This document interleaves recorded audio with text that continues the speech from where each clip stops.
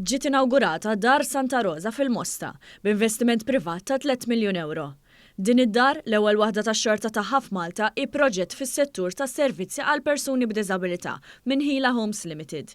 Dar Santa Rosa se tkun qed takkomoda minorenni b'diżabilità f'binja u ambjent adattati u bi programmi mfasslin speċifikament għalihom.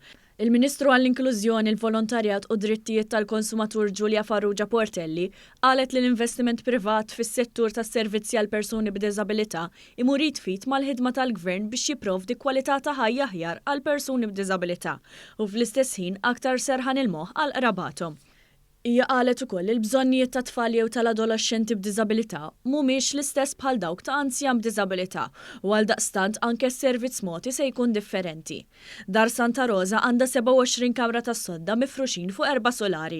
Hemm ukoll partijiet komuni fosthom kmamar terapija, spazju rikreattiv biġnien żgħir miegħu li se jkun mammar b'apparat sensorjali u spazji oħrajn skont il-bżonnijiet tal-klijenti. Il-kap eżekuttiv ta' Ħila Homes Limited Janet Silvio qalet li permezz ta' Dar Santa Rosa se jkollhom l-opportunità li jilħqu jgħinu aktar persuni u familji u jkunu ta' appoġġ konkret għalihom. Lan huwa li jagħmlu differenza fil-ħajja tal-familji konċernati u li jtejbulhom il-benesseri tagħhom.